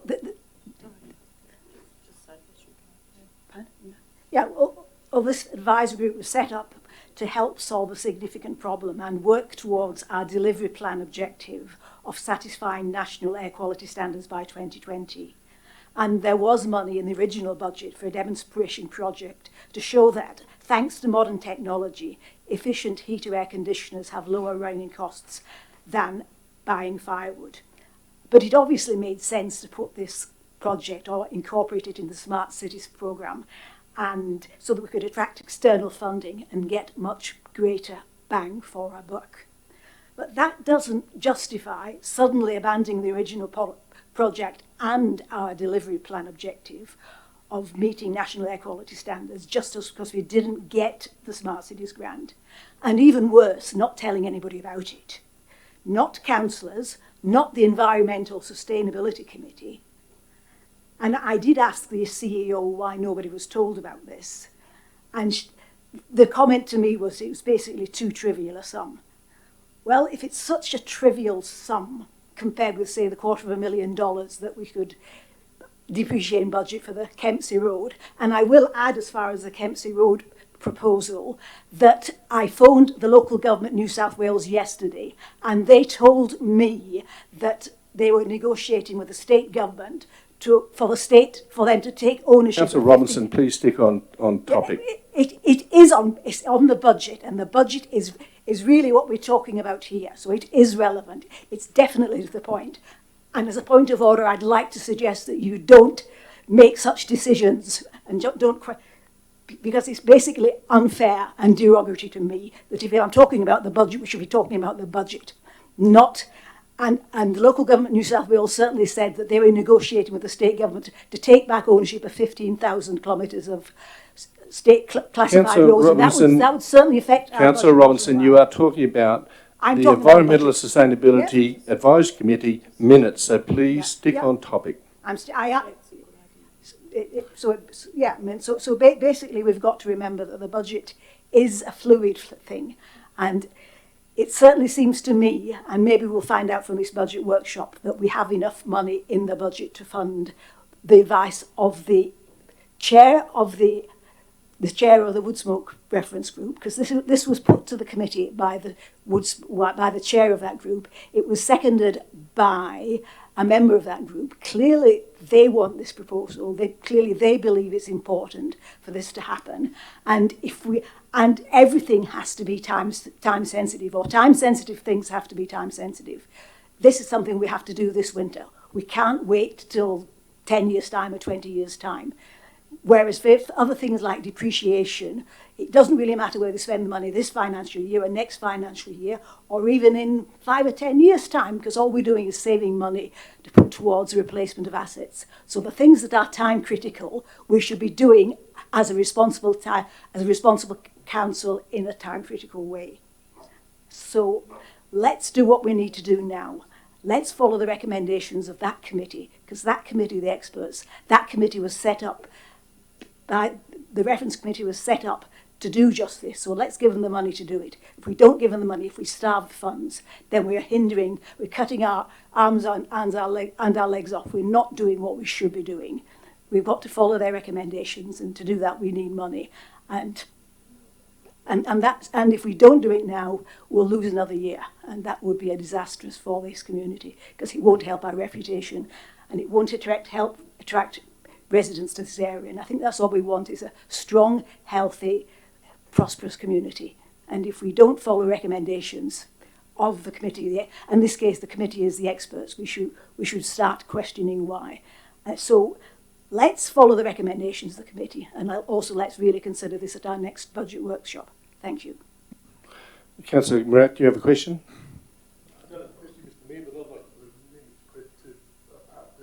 Sorry, we are, what we're discussing or debating here is an amendment from the original motion. So shadow another amendment if this one gets voted it's down, got because amendment written up the top, sorry. The comment I'd like to make is that I don't believe a committee has any right to advise council on how to expend council funds. Council approved funding for a certain project and that did not occur. Council have also given the CEO clear instructions at previous meetings that she go forth and reduce council's deficit from 3.8 million, whatever it was, down to zero. She's done her best to get it down to what it is at the moment. And we've got a supporter in that action. So is this a foreshadow motion? Foreshadowed motion if this one goes down, right. Yes, that we do not approve. Well, let's deal with this one first, next, Councillor Murat. It's up to Councillor O'Connor. Well, can I have a point of order? This is not an amendment, it's the original motion. You actually amended... It might be, I didn't put it as amendment, I put it as the original motion. Okay. It's an amended motion, not an amendment. Mr. Mayor, it's... So, Councillor Tiley? It's the first motion. Let's leave it at that. I move an amendment to adopt parts A, B and C, and that the council give consideration to funding of the recommendations of the Woodsmoke Advisory Group in due course. We've got the cart before the horse here. We need to know what those recommendations are. We know there's 60,000 if there's a compelling case. So let's just take that off the table by saying, as I've just said, that you didn't get it, did you, Jess? Part D is that the council give consideration to funding subject to receiving the recommendations of the Woodsmoke Advisory Group. We can always do that once we get that report. But they want to be good recommendations.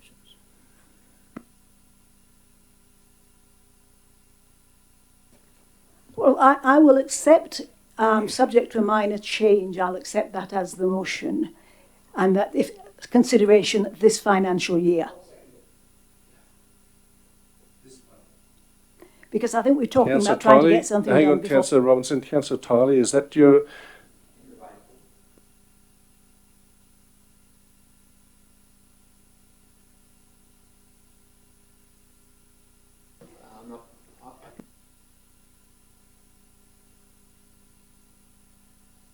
So, Councillor Murat, I'm sorry, my apologies. I thought we were talking about amendments. So, really, you want to make an amendment as well?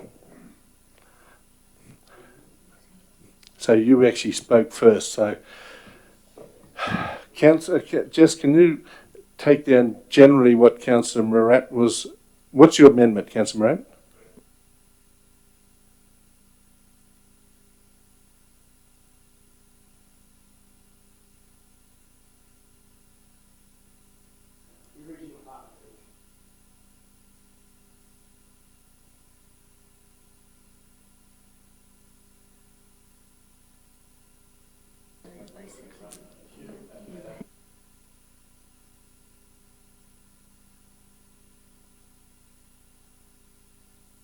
So, Councillor, what we have is a foreshadowed amendment by Councillor Tiley. If Councillor Murat's, because he got in first, amendment is defeated. So do you have a second for Councillor Morat's? Councillor Martin. Councillor Morat? Basically, what I said before, Mr Mayor, we allocated that money for a particular program that didn't occur, but we've also instructed the CEO to reduce our deficit. That money has now been moved sideways. We haven't got that capital to reinvest anywhere else, so it's gone. Same thing happened as Councillor Withers just pointed out with the Sports Council. It's just a fact of life, and the other thing is that committee has not got the authority, no matter who on the committee recommended it, to advise council on how to expend council funds. So I just want people to realise that and stick to the big game here and try and reduce our budget deficit. Can I have a point of order? How come Councillor Morat is allowed to talk about the budget and the implications to the budget, and Councillor Robinson was unable to without being shut down? I mean, surely it's about the budget. So you can't cut down one councillor from discussing the budget and not another. Councillor Morat was also talking about that, when he talked about budget, was that it's not a committee's right to dictate council, if I paraphrase you. So that's what he was referring to. Councillor Martin? Yep, thanks. Just to reiterate what Councillor O'Connor said earlier, I'm not really sure what the problem with this council is. There's no money for the advisory group at the moment, so at that point it's how it is. Speaker for the amendment? Yep. Councillor Withers? Sort of re-emphasise the point that Councillor Murat made about if the money's not there, you can't give it to them, and they, again, like the Sports Council, on the Sports Council, we've been given a certain amount of funding for a numerous amount of times, years. But because of the budget, we can't expect that if it's not there to be given. And it's the same as this group. Although 60,000 was maybe somewhere in the promised or said that they'd have, because that project or whatever didn't go ahead, it was then moved across to fit in line with getting the budget in order. So we can't give them 60,000 of nothing. There's nothing. It's been moved across to somewhere else. So I'd like to just support the amendment. A speaker against the amendment? We're talking about the amendment that's up on the screen that that number D not be supported. So Councillor Robinson, you speak against? Yeah, well, please forgive my mathematical and statistical experience, but I've read the budget and I thought we had in our recurrent expenditure $16.3 million more than our recurrent expenditure. Now, everybody's saying there's no budget. $16.3 million seems like a very, very healthy budget to me. And we have to justify how we spend that money.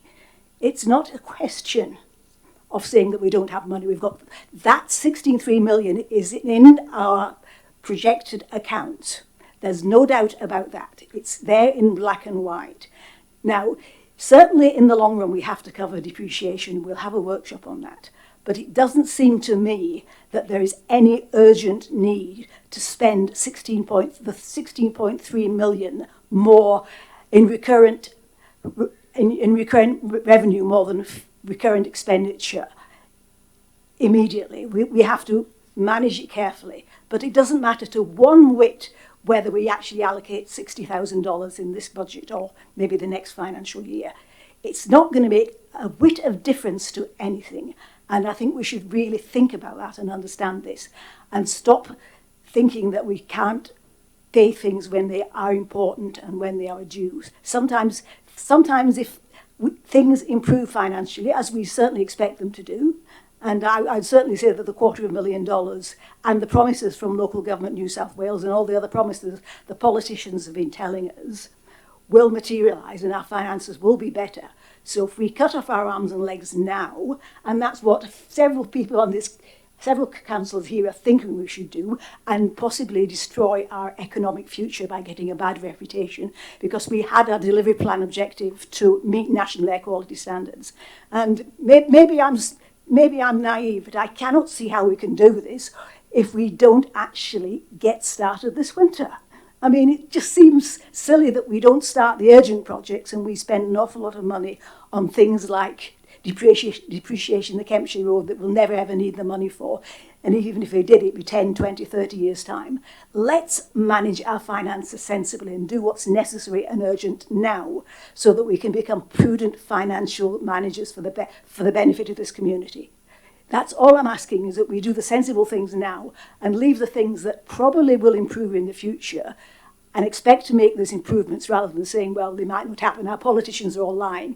Because I believe many of our politicians are honest and want to do the best for this community. So let's not say that our politicians are lying and it was all old money and committed money. It wasn't new money, even though the electorate was told it was. Let's just do what we can for this community. And that means if we need to spend the money which was in the original budget, and nobody was told it wasn't going to be cut from that budget. The meeting on the 12th of December certainly said it wasn't going to cut. It said it was underway and we were just waiting for the outcome of the Smart Cities project. There was nothing in the quarterly budget review to say that money was going to be cut.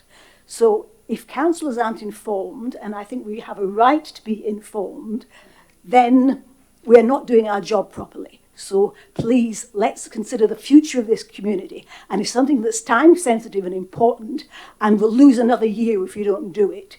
Let's get on with doing it now, as recommended by the people we asked to report on this issue and by other community groups such as Sustainable Living Armadale. Speaker for the amendment, Councillor Gray.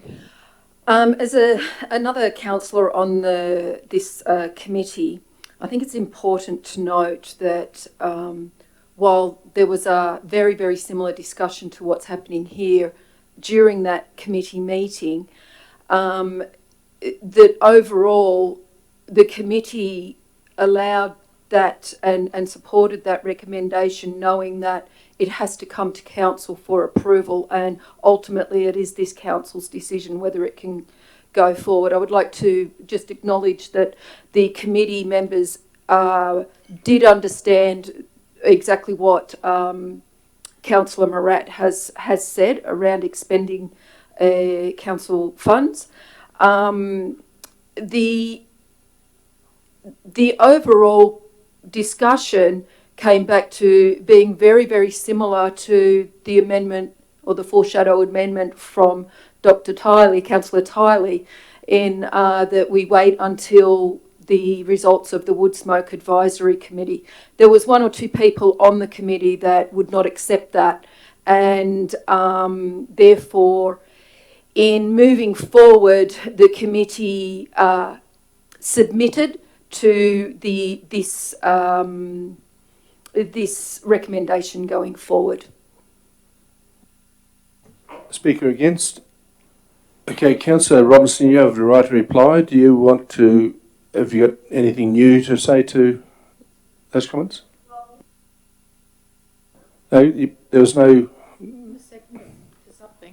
No, that was not to the. We're talking about the amendment. So, Councillor Robinson. I second it. I accept the amendment. Yeah. Not that amendment.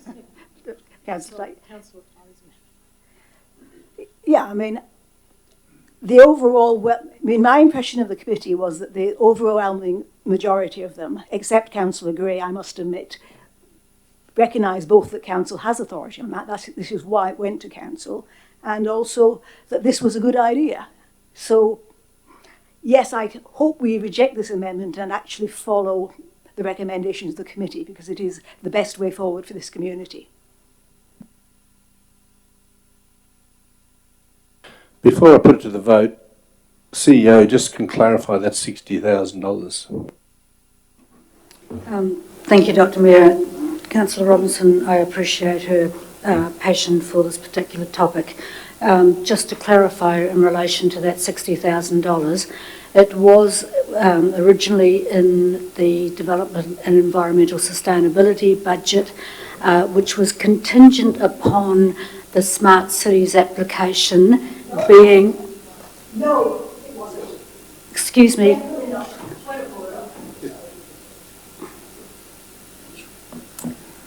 Which was the council's, if you prefer me to put it this way, contribution to the Smart Cities grant if we were successful.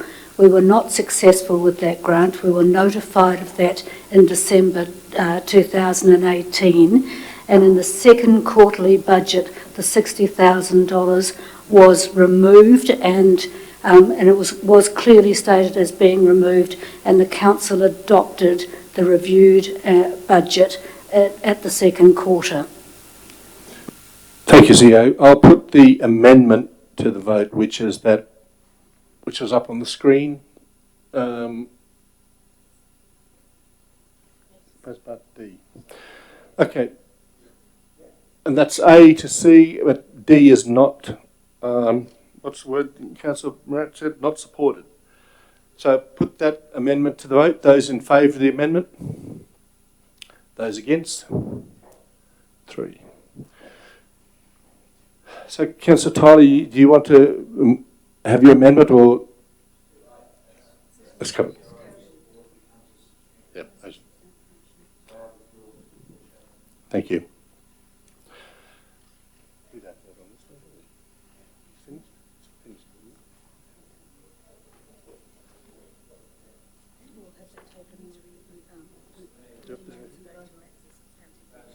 Okay. We need now to vote for the substantive motion, which is up above us. Those in favour of the motion? Those against? The motion is carried. Moving on to 16.2. Can I have a move in a second, please? Councillor Martin. Councillor Morat. Councillor Martin. No comment, thank you. Councillor Morat.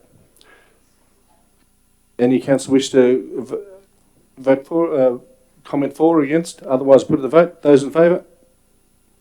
Carried.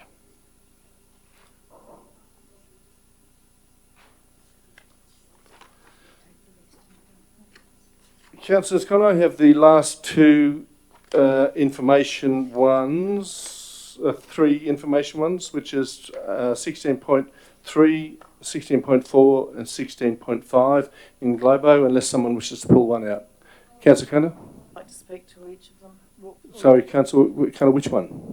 Well, I would basically the Arts, Culture and Heritage Advisory and also the Audit and Risk Committee. Well, we'll go through one each individually then. There, Councillor 16.3, can I have a mover and a seconder, please? Councillor O'Connor, Councillor Tyler, Councillor O'Connor. Yeah, look, I'd just like to support these. This is the Arts, Culture and Heritage Advisory Committee. I'd just like to let councillors and the public know how hard this committee worked in a subgroup in itself and also in a subgroup in the recent Colour New England Festival. That I'd just like to commend them because they've started a working group at the very beginning of that of their inception in this term of council, and from day one they were working on piloting an arts festival, which is I think was very and the members of that committee actually worked really hard to produce at no charge some beautiful presentations that formed the key to that Colour New England Festival on the 6th of April, and they did so without any budget. So.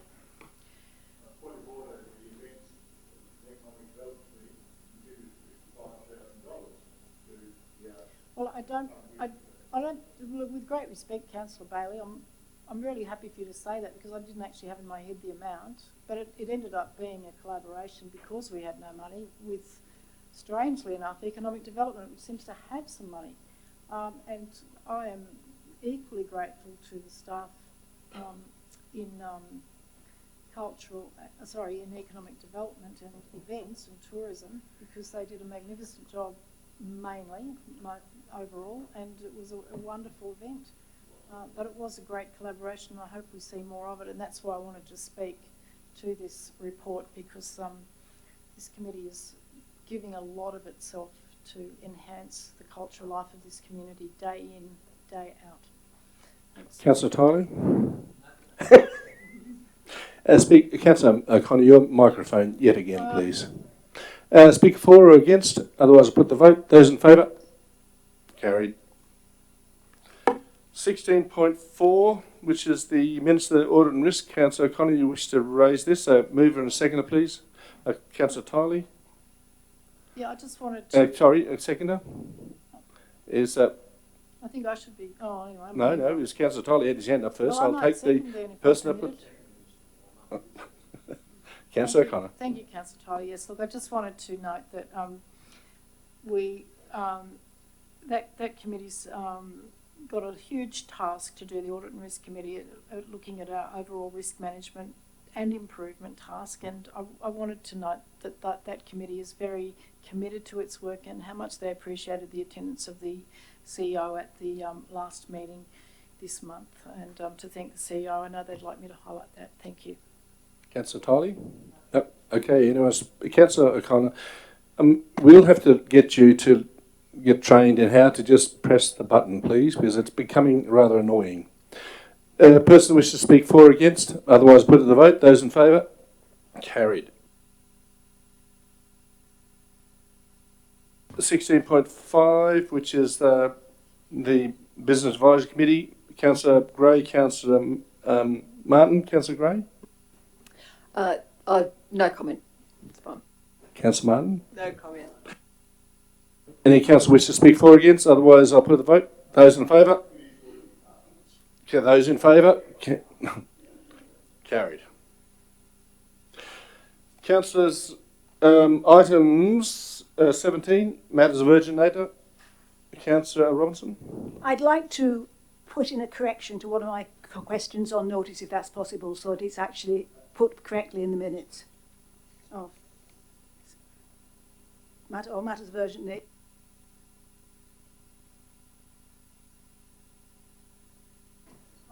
Item 18, the questions on notice. The questions have already been answered. So, do I need to move in a second? So I think we move on. I'd still like the minutes to be corrected, since there was a problem in the wording. There was a problem in one of the wording of one of the questions, and I really apologise for that, because it had to be formulated in haste. I was told very late on Wednesday night that the questions had to be in by 10 o'clock the following morning, and nearly 2 weeks before meeting. And as everybody knows... Councillor Robinson, you could have corrected it the next day if you wish to take it up to Jess. So, yeah, let's move on. So, councillors, we're finished with the open session. I've still got another question relating to the question of the notice, and that is, as far as I know, the question I asked at the last council meeting on notice was taken on notice, but I am not aware of the answer yet. When can I expect an answer to that question? Councillor Robinson, I can't remember what the question was, so can I take it on notice? Yes, you can, but maybe don't leave it another 4 weeks. Okay, can we adjourn for 5 minutes for a break and come back for the closed session, please? Can I have a mover? Councillor Gray, Councillor Martin, those in favour? Carried.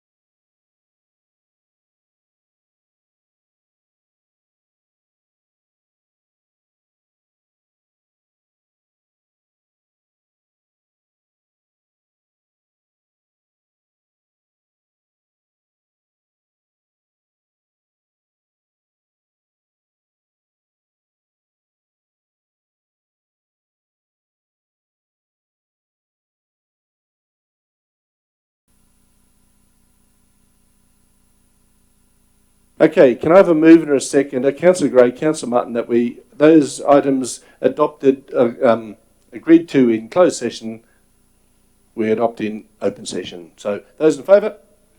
Carried. Councillors, thank you very much for the meeting. The meeting is closed at 18:33.